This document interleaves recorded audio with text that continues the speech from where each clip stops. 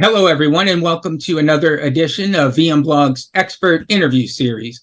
And today we're excited to once again have Simon Taylor, the founder and CEO of HYCU. Simon, welcome back to the show. Dave, it's a pleasure to be here. Great to see you again. So I know I reached out to you because you have a new book out there called Averting the SaaS Data Apocalypse. But before we dig into the book, maybe if you could, first, let me congratulate you on the new book. Thank you first and foremost, right? And then we last spoke and we did one of these VMblog videos with one another. HYCU had just launched the new HYCU R Cloud. Would you mind maybe giving just a quick overview of what R Cloud is about, which I know is relevant to the new book as well? No, absolutely. So Dave, for folks who might not know, HYCU is the world's fastest growing data protection as a service provider for the modern data estate, meaning we focus on protecting a combination of on-prem, public cloud, and SaaS. And you're very, very much right. When we launched our cloud in January together, and I appreciate all your support in that launch, what we actually realized is that there's now over 23,000 SaaS vendors out there in the world, and only 5 of them were being protected by anybody in the Gartner Magic Quadrant. And so we set out to change that. We said, how do we build a platform, sort of a big P platform that would actually allow anybody to protect their entire environment on-prem, public cloud, and SaaS? And so what we did is we built our cloud, which includes both the low-code development platform so that any SaaS vendor or partner can easily build a SaaS integration into HYCU. And then we launched our graph, which is the visualization and observability component, which allows any customer to see their entire environment under a single pane of glass and protect anything with just a click of a button. It's been wildly successful. We're now in 78 countries, over 4,000 customers, and we've got over 40 integrations built to date. So it's really, really exciting to see sort of the level of adoption, the fact that major SaaS vendors are calling us up and saying, I've never been able to offer my customers any kind of data protection. We'd love to offer it. We don't have time to build it. And the answer is very simple: our cloud, our cloud, our cloud. And I want to really say thank you to you, Dave, for all of your help with that successful launch. Yeah, it was successful, and I know it's being well received. I came by and saw HYCU during VMware Explore, which was just not that week, 2 weeks ago. Absolutely. And you had a really good crowd, and I talked with the folks running the booth, and everyone was saying how the great conversations that they were having over it. So yeah, I think it's exciting. I think for a long time people have lived with this sort of false belief, this false narrative that every time they buy a new kind of technology, they're going to have to buy a separate backup product to protect it. And I think it's just gotten crazy. People at first they said, well, I need a backup product for VMware, and now I need this for cloud, and now I need this for Salesforce, and now I need this for 365. I think that rat race needs to stop, and we just start really helping people to focus on how to protect themselves in what's become a really a perilous environment, for many organizations. Well, with that said, let's kind of get into it. And I want to ask you, I know writing a book isn't an easy task. So maybe if you could start us off, just let's explore a bit of why you decided to write the book. Well, first and foremost, never send an entrepreneur on a 2-week vacation. They will come back with a book. I think one of the things, though, in all seriousness, that we realized is that the idea that SaaS must be protected is probably one of the least talked about problems in technology. And, rather than just saying over and over again, buy HYCU, it's really important. I said, look, why don't we actually build a concrete user manual for the modern data estate that CISOs and CIOs and really anybody in IT can use to better understand the risks associated with SaaS. And that's exactly what we did. So, the sort of catastrophic title, Averting the SaaS Data Apocalypse, becomes something that really is true. And, one of the things I felt very strongly about as we started writing the book was this shouldn't be about me. It shouldn't just be about HYCU. It needs to be about the customers, about the partners. So we were really honored to have, folks from the Red Sox and Bain Capital, and Zebra and LS Direct join us actually in the writing of the book. It became very much a project across all these organizations. And I think, to me, there's a real public service element to this, because when you look at the biggest myth in the data protection space today, it's that when you buy or rent a SaaS service, you are protected, that it's on them, that they're going to somehow magically protect your data. And you remember me, Dave, when we launched our cloud, I used to joke that Harry Potter isn't real and the data protection elves aren't either. And I think that really remains, the core problem. At the end of the day, people believe something that's not true. And what they believe is that every time they use SaaS services or databases or applications, that their data is going to be protected. It's just not. It's just not. Yeah, and I think that's an important statement to make and highlight, right? The book, it is about SaaS data protection, the challenges. I love the title. Apocalypse kind of gives it that big, not doom and gloom, but make it something that's important, and that has to be kind of make sure that folks stand up and take note of it. Yeah. Talk a little bit about that as far as Sure. the importance of getting into this. Well, I'll tell you, one of the things that keeps being pointed out to me by folks that are reading the book is you mentioned your dad a lot, and I do, because my father was the CIO of a well-known investment firm here in Boston, Massachusetts, and I grew up really, and it was just sort of starting my career when he was facing the Y2K challenge. And I remember sitting around the dining room table on New Year's Eve of 1999, and we were having a big family event. And, at 10:59, he got up from the table and he said, "I'm off to work." And it was sort of like we were all waiting with bated breath for the Y2K, crisis to materialize. And thank God it never did. However, had it materialized, I'm fairly sure that folks like my father would actually have been protected, because they'd put so much effort into ensuring they could rewrite all of that code. Well, fast forward to today, and I think all of the fears we had about Y2K are happening now.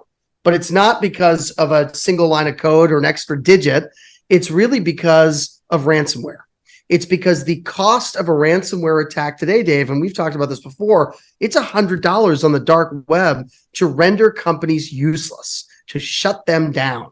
It's $100 on the web to shut down towns. And 52% of those attacks are occurring via SaaS. And yet, what's the one thing that none of us back up and protect? It's SaaS. And so for me, kind of the crisis of our time is understanding that you probably have more SaaS applications and databases than you think you do, and none of them are protected. And until you can visualize and protect your entire data estate, you are incredibly vulnerable to the scourge of ransomware. And so I think when I sort of put together my history with technology, my family's history with technology, and looked at that crisis in year 2000 versus what we're looking at today, I realized it's time to say something. It's time to get out and actually tell the world this is a real problem. We need to take notice. You mentioned, ransomware, and you mentioned the growth of SaaS applications just taking off these last few years.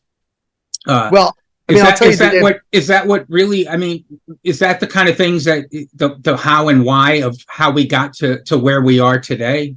Well, I mean, I'll tell you this. When I first showed you our presentation around our cloud, I made this very big statement. There's 17,000 SaaS services, and the average company has 150 of them in their business.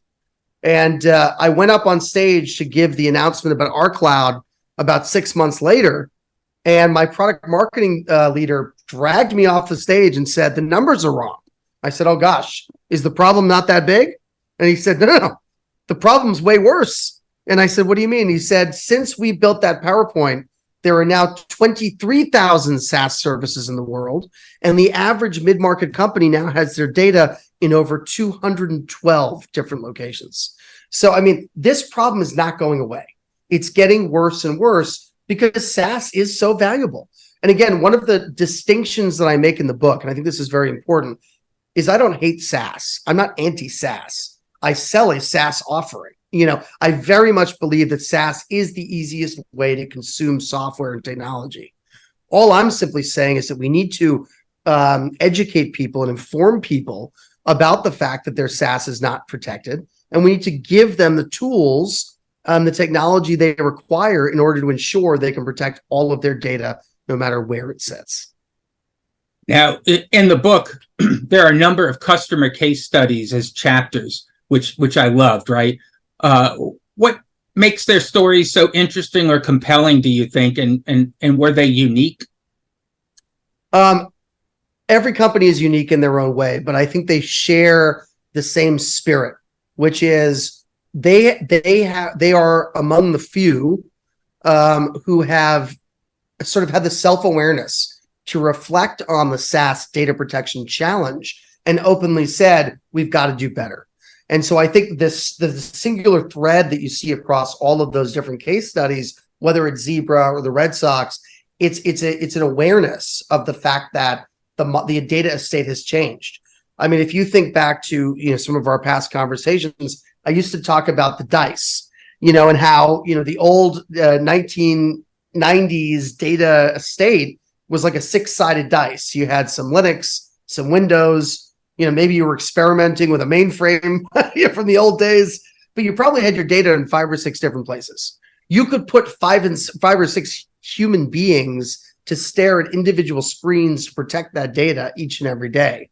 Well, fast forward 30 years, and you've got this sort of 200-sided dice with all these different vertices that you have to protect. Nobody wants to hire 200 people to stare at 200 different screens. So the need to create a unified view of all of your data, the need to visualize your data, the need to protect your data becomes incredibly important. And I think what you see throughout the thread of each one of those narratives, whether it's Red Sox or Zebra, et cetera, is that they're all wrestling with this. And it really wasn't until the conversations they started having with our teams that they were able to get their arms around this challenge in a very meaningful way. And so again, the idea behind the book is less about, hardcore sell on HYCU technology. It's about educating the general population to say, when you go down, it can be fatal. When the ransomware attacks occur, if you're not backed up, if you can't protect your data, if you can't recover, you could be down for as much as 2 months. I mean, the city of Oakland was down for 90 days. And we're talking about full cities and towns. We're talking about kids not going to schools. We're talking about patients not getting the care they need in hospitals. These are very, very significant outages, and they're getting more significant every day. And so I think all of those, great case studies reflect the awareness, the sophistication, and the care that those IT departments are taking to protect, their individual businesses. And, the book is filled, obviously, it's your years of experience and expertise in the subject matter. Like we just talked about, it's filled with case studies. So, of things happening or, with other companies and whatnot. What is it that you expect now that the book is finished? What is it that you expect to come from the book? The number one word for me is awareness. I think, when there's a myth, myths are very challenging to overcome, because usually when there's a myth, the reason people want to believe the myth, and I've got a 10-year-old son, so I won't bring up any holiday myths that are out there, but the idea here is that, we want to believe in myths because they're easier, they're more convenient, they make our lives feel better in the moment. The problem with the myth is that when the reality balloon pops, and suddenly you're prevented from suspending disbelief, and you actually have to look at reality, it's all the harder. And so the single thing that I want from this book is that people, when they think about SaaS, they immediately ask themselves the same questions they've been asking across the rest of their data estate for the last 30 years. How do I protect it? What's my data retention policy? How do I get my data back if somebody takes it away from me? It's as simple as that. Once we ask those basic questions, we improve. Once we ask those basic questions, we take away some of the biggest weapons that our adversaries are throwing at us. And the biggest weapon, Dave, is ignorance. The biggest weapon is the simple fact the people don't know. And because they don't know, they leave themselves exposed and they can have everything taken away from them. That's what I want to stop. And that's what the book's all about. And finally, I always like to ask authors this, and you kind of touched on it, but if, now that it's all said and done, if there's one key takeaway from the book that people should get from, what would that be? You are dependent on SaaS to an extent you don't even understand. And once you get your arms around understanding how dependent on it you are, then it should scare you when I tell you that none of your data is actually being backed up. And if you ask any of those SaaS funders to give you your data back in the event of an emergency or a ransomware attack, the likely answer is going to be, we cannot do that. And so all I want you to know is, if there is a way, there's a better way. Ask the right questions, protect your data, no matter where it is, on-prem, public cloud, or SaaS. Now, that key takeaway from the book, obviously, again, it goes back to a great title, Averting the SaaS Data Apocalypse. And before we, I already congratulated you on the book. I want to do that again. But before we go, I always ask this too, where can folks go if they want to get their hands on the book to read it for themselves? They can go right to www.hycu.com, HYCU.com, and get a special offer on the book, or they can also buy it on Amazon.com as well. Perfect. Well, Simon, always a pleasure to talk with you, and I'm very excited for the book. I am about halfway through it myself, and I really appreciate getting the chance to talk to you about it. Well, Dave, it's always a pleasure, and thank you for taking the time to learn more about Averting the SaaS Data Apocalypse.